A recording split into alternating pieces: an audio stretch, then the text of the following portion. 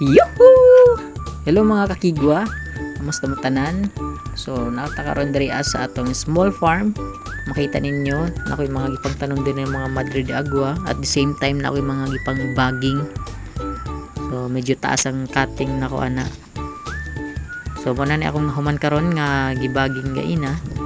Tapos muna yung akong mga fertilizer iso na ko boardin na sa sako. Then napay isa naiipa tapos sagol iti sa mga manok. So muna akong ibutang unya sa akong ibaging na mga Madre de Agua. Karon mo ang akong ginabuhat sa mga cutting ng mga Madre de Agua. Tapos ako nang butngan og yuta, then i-plaster og maayo. Then after ana ako dahil na siya butangan atong mga ipa nga naiti. So yung ana lang kadali ang akong pagbaging sa atong Madre de Agua. Tapos gigutom man ko, giuhapog ko. Nakanahon ako ng katkat og lubi kay gusto ko miinom. Wow. So mauni karon atong gikatkat ang mubo nga lubi no. So daghan mi mga lubi diri mga kakigs. So wala problema diri sa among lugar sa probinsya ang pagkuha og butong kay daghan mi mga lubi, mga punuan sa lubi, and anytime pwede ra kumuha og butong.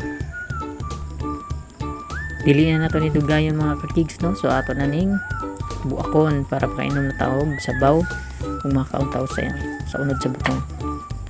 So kani ako mga Madre de Agua nga akong gibaging mga kakigs.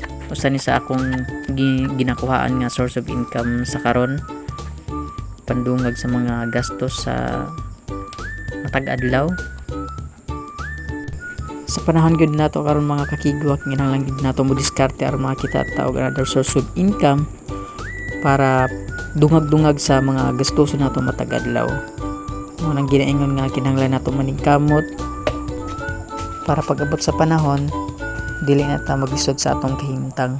Ang kinahanglan gyud nato maningkamot, mangita og another source of income, diskarte sa kinabuhi.